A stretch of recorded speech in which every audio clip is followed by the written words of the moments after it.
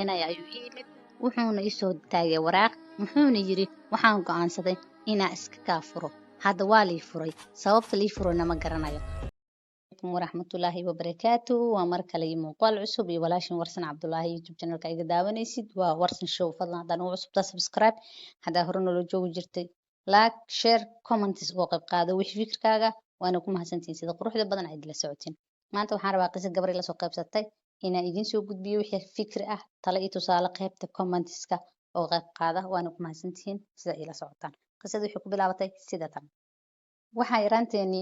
xilligii dugsi quraanka ilaa aan kasoo weynaanayay saaxiib isku dhow ahayn wiil dugsiga la dhigi jiray oo dariskeena ahaa ay tiri wiilkii waan isla soo kornay waa isla soo weynaanay maadaama aan jaar nahay ama daris nahay maalin maalmaha kamid ah markaan soo wada weynaanay oo aan gaarnay xilligii iskuulka dugsiga dhexe ayaa waxaan sameynay xiriir oo ah in xiriir naga dhex beermo oo isjeclaanay sidaan xiriir ku soconay hooyaday miyay ogoleen wiilkaasi maadaama ay u arkaysay inuu yahay qabiil iga hooseeya sida hooyaday aaminsan tahay balse anigay tiri ma aaminsani Soomaali inay kala duwan tahay ama kala qabiil sareyso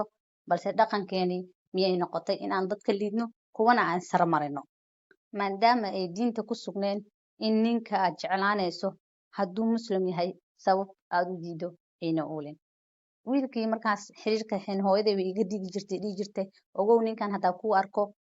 adiga ayaa u maqan aabahaaga u sheegay wax la mid ah balse aniga waan dhayalsan jiray tiri oo hooyaday misdhihin run ayay ka tahay xiriirkeena wiilku uu sii socday ilaa dugsi sare isla dhameynay markaa dugsi sare dhameynay kadib waxaan ku heshiinay inaan isguursano marka waxaan jeclaystay in aabahay reerkayga laga doono waxaan u sheegay aabahayga xiriirka asna wuxuu u sheegay reerkiisii waxaa dhacday in reerkii odayaal soo dirsadaan si ay arrinteena u guda galaan balse waxaan kala kulmay tiri hooyada iyo lagala kulmay familkayga wajigabax iyagoo dhahaya reerkan isma geeno oo isma guursano geelana meel ma wada daaqo aniga xiriirkaas seeto inuu iga burburona maan rabin tiri maxaa yeelay yaraanteeda ilaa weynaanteeda qofka aan jecleen oo isku fikir ahayn isfahmeene ayuu ii ahaa saaxiib ayuu ii ahaa walaal ayuu ii ahaa ay tiri xitaa ciyaalka iga waaweyn wuu iga celin jiray markaa yaraan hooyaday waa ii diiday ayay tiri iyo aabahay iyo familkayga balse warkoodii waan dhayalsaday markii lii diiday waan isla baxsanay meel duuleedka muqdisho ayaan isla tagnay meeshaas ayaana liigu soo mehersaday oo maaragtay ku aqal galnay muddo markaa isqabnay marka in muddo isqabnay ayaan waxaa maqlay hooyaday inay raadinayso balse aniga waxaan u fahmayay inay ii haystay hooyadayda ay raadinayso waan raadiyey qofkii fariintaas ii soo diray oon isla kulanay waxaan ku iri hooyadayda raali miyay iga noqotay oo inaan u tago u laabto miyay rabtaa balse qofkii wuxuu iigu yiri maya waxay raadinaysaa inay kow kaa siiso waayo waxay ku aragtaa in sharafta cida aad ceebaysay hooyo iyo adeerayaal iyo kulli familka oo dhan that's why ay hooyo ku raadinayso waan nahay oo waxaan kusii fikirnay meeshaan hadda joogno meel ka duwan inaan sii aadno kasii fogaano balse nasiib daro ma ay dhicin taasi maxaa yeelay qarash iyo waxyaalo maana haysan dad iska dhalinyarana waa iska ehna tiri asagana qutlyoonkeena ayuu soo dhicinaya wax ka badan ma awoodin waxaan ku heshiinay in reerkiisa bal aan garab weydiisano reerkiisa ayaa garab weydiisanay waxaana ku niraahnay sidaas ayaa jirta hooyadiis waxay tiri welcome soo dhawaada dan daris ayaan ahayn guriga dariskana kuma ag noolaan karin oo familkayga isku dhawaayeen marse waxay nagu dhahday guri kaleeto ayaa idin ijaara ilmahaygiyo xagga ku noolaada haye ayaan ku niri meeshii ayaan ku nooleen muddo markii 2 sano aan isqabnay oo wax ilmana aan isku dhalin ayaa familkii wiilkii isjecleen reerkiisii nagu soo jeesteen iyagoo na dhahaya intaas sana qabtaa ilmana iskuma dhalin maxaa idinka qaldan gabadha ma habaarka waalidka ahaayo ma dhashadan maxay tahay iyo wax la mid ah naagtan iska fur oo ilmaha ku dhaleen naag habaaran waay iyo wax la mid ah 2 sano maadaama waqti dheer ay u arkeen awlaada ilaahay ayaa haya gacanteedana kuma jirin balse saas ayay dhaheen sidaas darteed waxaan isiri bal habaar waalid inuu ku haya laga yaabaa hooyadaada la heshii wixii markaaseeto kala soo kulantana bal arag hooyadaada waan soo laabtay tiri hooyaday ayaan telefoon u diray waxaan ku iri hooyo ku imaan karaa hooyo macaan hooyaday sida dadka i cabsi gelinayaan si ka duwan ayaan kala kulmay oo caadi ayay ila hadashay waxaan ku dhiiraday inaan hooyaday la kulmo hooyadayna u sheego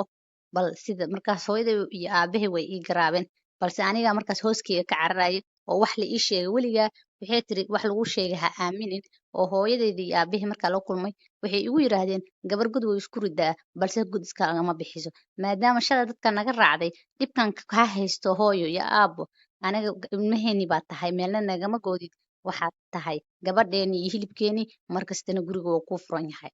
aniga waan qaadan waayey hooyo iyo aabbe sida inay dhaheen waan ku soo tagay gurigii waxaan u yimid wiilkii waan u sheegay maanta la kulanka hooyo iyo aabbo asagiiba wuu isbedelay oo xagga hooyadiiba xiriiriga ka yimid oo ah in lagu diro lana dhaho waa maxay naagtan malashada ah maalin maalmaha ka mid ah anigoo guriga joogo quraac u sameynaya ayuu ii yimid wuxuuna ii soo taagay waraaq muxuuna yidhi waxaan go'aansaday inaan iska kaa furo hadda waa lii furay sababta lii furayna ma garanayo ma owlaadda aan dhalaynin baa mase familkayga aan la heshiiyaa bal idinka ayaan idiin dhiibay talada waa xaggiine maxaad ku tilmaami lahaydeen waxaan igu dhacay ma habaar waalid baa mise aniga unbaa lii hagranayaayo oo nasiibka iga heeliyay markaas ayuu wuxuu igu yidhi guriganne dharka aad ku leedahay ka qaado kana bax waxaa la soo gelbinayaa gabar ee habeertay dhashay aniga ma filanaynin waxay igu noqotay shoog iyo wax la yaab la igu dhacay kadib waxaa dhacday in gabar dariskeena ii imaado ee ay tiraahdo hadduu sas ku yiri iska bax reerkaada aad waxaan dib ugu laabtay familkaygii haddana waxaan la noolahay hooyaday iyo aabahay iyo walaalahey ayaan dhex joogaa balse waxaan ka fekeraa haddaan hooyaday la heshiin lahayn xaggeen afka aadin lahaa oo sidoo maanta ii galay uu ii gali lahaa marka idinka asxaabay taladii idin dhiibay tiri wixii fikirkiina meesha qisadan waxaan kugu soo gudbiyay tiri gabdhaha weligood iyo waalidkood ka dooranin bilaadan waayo waalid lama helo laakiin nin waa helaysaa tan kale markastana wax mudnaanta la siiyo waxaa qurux badan inay tahay waalidkaaga ducada waalidkaadana sidaa ku heli lahayd lagu dadaalo wixii talaana waa xaggiina waxayna kusoo gowraanatay waa lii furay maxaa liigu furay sababta lii furay ma garanaye adigaba dhegeysto haddaad fahantay sababta loo furay qaybta faallada ee commentiska fikirkaada kusoo dhiibo waana mahadsan